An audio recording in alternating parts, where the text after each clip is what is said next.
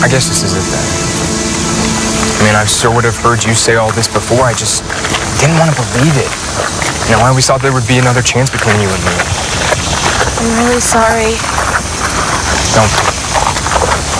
I will be there for you, okay? I will not turn my back on you. I know what you're going through with school and your mom and your brother, and it's all really hard. And I'll be there for you to talk as a friend, and we can forget about the kisses and all of that and just go back to the way things were. That is what I have been trying to tell you. I can't do that.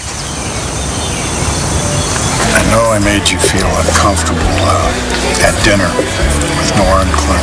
No, you didn't. Tell the truth and shame the devil. See, that's one of my pa's favorite folks' expressions. It means... Means I'm lying. Well, no. If you want to put it bluntly. Well, maybe it was a little awkward. Just a little? A tiny bit. See, my relationship with Clint has been sort of complicated these days. And then when you two started dating, or whatever it is that you and Clint want to call it, it just felt a little close for comfort. Yeah, I was getting that impression.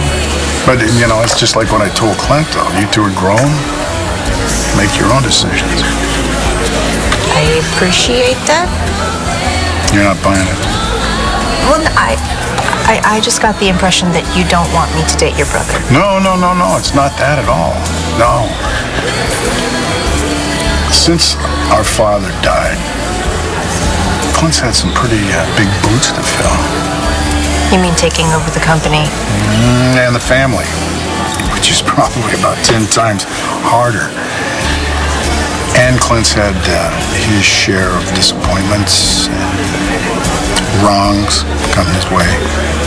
Some of them my fault, but all of these things had an effect on Clint. And not all of them have been positive. This is what you wanted, right? Well, here you go. What is it? What does it look like? Well, it looks like a picture of David in a prison in Morocco, cleaning toilets. And it looks to me like you know all about it.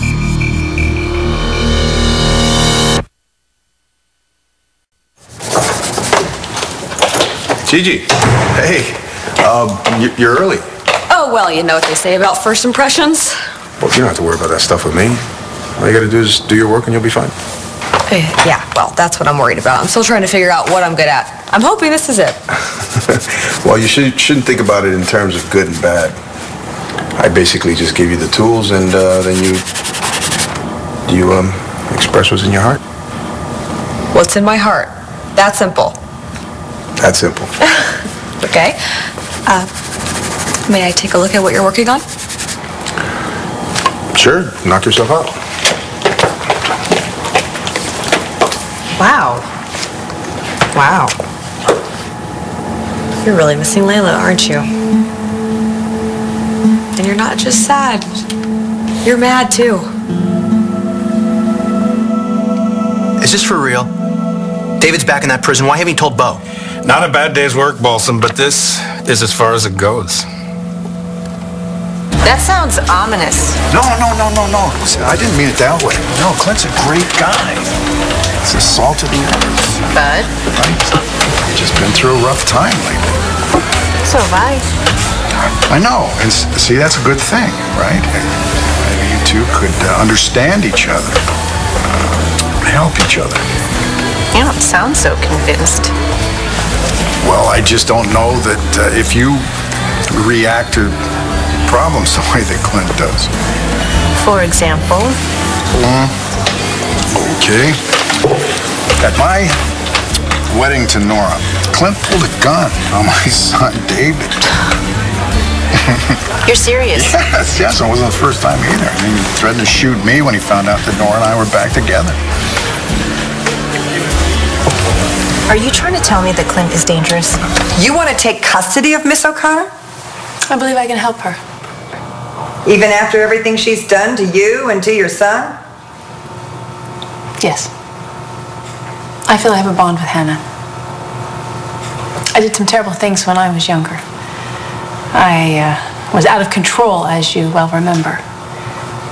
And if people in my life hadn't stepped up and given me a second chance, who knows what might have happened to me. Well, I believe we've heard all the relevant facts. Is the Commonwealth planning on filing any further charges? No, Your Honor. After hearing Dr. Saybrook's testimony, I don't see there's any merit to it. Well, then this court hereby releases Ms. O'Connor to the supervision of Dr. Saybrook, provided she attends all counseling sessions and follows the recommended psychiatric therapy to the letter. Is that understood? Yes, Your Honor. I hope you appreciate the tremendous gift that has been given you today, young lady. Don't let it be in vain. All right, this court is adjourned. All rise.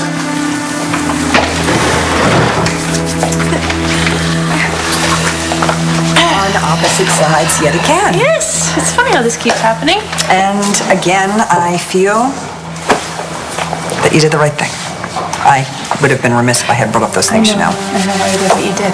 Okay, and back at you. Well, I'm so glad you're free. Is this really happening? Looks that way. Just let me know if there's anything I can do to help, okay? Just be my friend. That's enough. I can't just be friends no matter how bad I want you in my life. Can't you just try? I did. You saw what happened. I came to you for something that you couldn't give to me. I broke our deal, Star. I don't want to do that again. Well, maybe you won't always feel this way. Trust me. If I'm around you, I will. Look, we both messed up today, James. We both did. We were kidding ourselves. At least I was. Star, the only way that this friend thing would work is if that's what we both wanted. But I don't want to just be your friend. I can't be. So that's it? We never see each other again? You're just gonna walk away from me? I have to.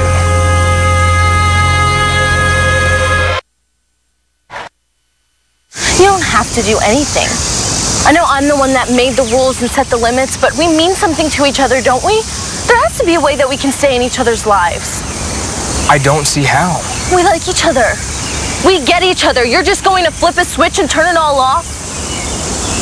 No. Listen, I'm not trying to make Clint sound like a homicidal maniac or anything. All this, to talk about guns and stuff, that's just part of being a Buchanan. It's the way we grew up. With guns? Mm-hmm. Pa taught us to shoot while we were still in diapers, practically. So Clint, with all this talk about guns and shooting and everything else, it's just bluster. Okay, so let me get this straight. If Clint comes after me with a 6-shooter, I shouldn't even give it a second thought, because it's just bluster. That's great. I'm so excited to date your homicidal brother. You didn't know you're moving into Dodge City, did you? What's so funny? You saw what you came to see, and that's it. It would be very unwise to share this with Kelly or anybody else. If I didn't know any better, I'd say you were threatening me, Clint. Rex, I am assuming you're okay and Clint didn't find you in his office. Let me know if I need to bail you out. Plan your funeral. Kidding. Call me. Tell me what else you see. Oh, I don't know anything about art. Just tell me what you see. And trust your eyes. Well, this dark part right here, it gives it a mood. It's pretty heavy. And the way you've got these lines going into the background, they just kind of fade off. It makes me feel like you've got this huge distance between you and what you really want. I think you're gonna do just fine. Mom, what you did for Hannah was unbelievable. Thank you.